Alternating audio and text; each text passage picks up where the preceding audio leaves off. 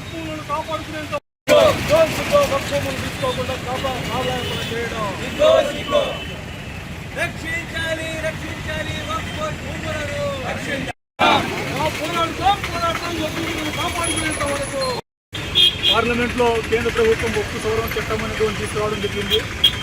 ఇప్పుడున్నటువంటి చట్ట ప్రకారమే ఈ దేశంలో ఉన్నటువంటి పొలాలు ఆస్తులు కాపాడలేని పరిస్థితిలో ఉన్నాము.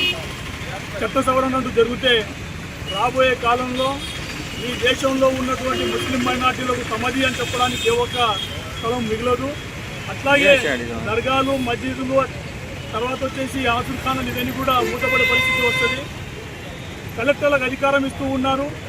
బోర్డును నిర్వీర్యం చేసి ఆ రకంగా కలెక్టర్ అధికారం ఇవ్వడం వల్ల రాబోయే కాలంలో గొప్ప అనేటువంటి ప్రాపర్టీని కలెక్టర్ కాదని చెప్తే రెవెన్యూ వాళ్ళకు స్వాధీనం అయిపోతుంది. ఆ లెక్కన ఈ దేశంలో ఉన్నటువంటి పొలాలని కూడా ప్రైవేట్ వాళ్ళ ఆధీనం కాబోతూ ఉన్నాయి. దీన్ని అవాజ్ కమిటీగా మేము ఖండిస్తూ ఉన్నాం.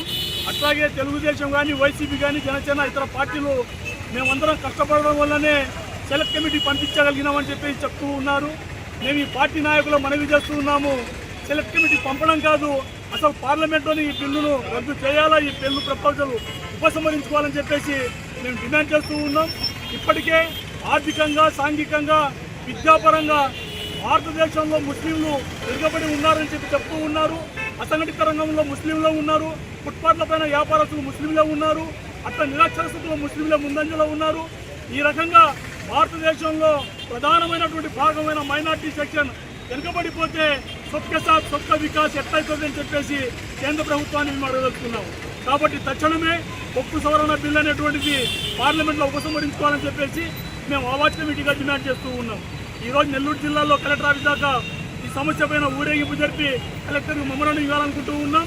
నెల్లూరు జిల్లాలో 1200 ఎకరాల స్థలం వక్ఫ్ ఉంటే 1000 ఎకరాలకు పైగా ఇప్పటికే కబ్జా అయింది. కబ్జా చేసిన వాళ్ళందరూ కూడా రాజకీయ ప్రాబల్యం ఉన్నటువంటి వాళ్ళే. తక్షణమే ఈ కబ్జా అయినటువంటి స్థలాలను పొలాలను వెనక్కి తీసుకోవాలా, ఒక బోర్డు హ్యాండ్ ఓవర్ చేయాలా. అట్లాగే దీనికి కావాల్సినటువంటి రక్షణ కూడా నిర్మించాలా. రాబోయే కాలంలో వాటిపై వచ్చే ఆదాయాన్ని ముస్లిం మైనార్టీల అభివృద్ధికి వినియోగించాలని చెప్పేసి మేము డిమాండ్ చేస్తూ ఉన్నాం.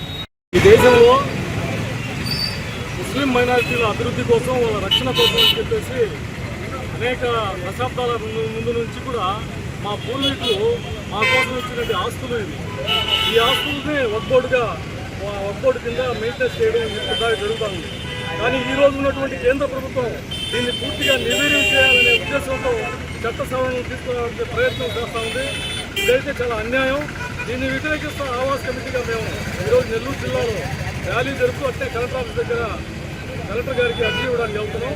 దీనికి జిల్లాలో ఉన్నటువంటి ముస్లిం మైనార్టీలు, లౌకికవాదులు, ప్రజాతంత్రవాదులందరూ కూడా సహకరించాలని సందర్భంగా కోరుతున్నాం. పార్లమెంట్లో వక్ఫ్ బోర్డు చట్ట సవరణల పేరుతో ఈరోజు ఉండే రాజకీయ పార్టీలన్నీ కూడా డ్రామాలు ఆడుతున్నాయి.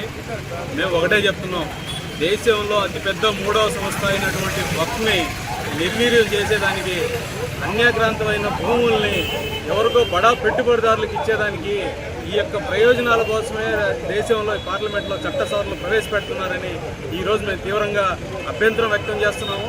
వెంటనే ఆ బిల్లు పేరుతో పెట్టిన చట్ట సవరణల్ని అన్నిటినీ కూడా రిటర్న్ తీసుకోవాలి. వాపస్ తీసుకొని ఏదైతే వక్ఫ్ చట్టాలు ఉన్నాయో ఆ చట్టాలని బలోపేతం చేసే విధంగా మరిన్ని అధికారులకు ఇవ్వాలని చెప్పి ఈరోజు మేము డిమాండ్ చేస్తున్నాం. నా పేరు ఎస్కే రషీదు, ఆవాజ్ నెల్లూరు జిల్లా కార్యదర్శి.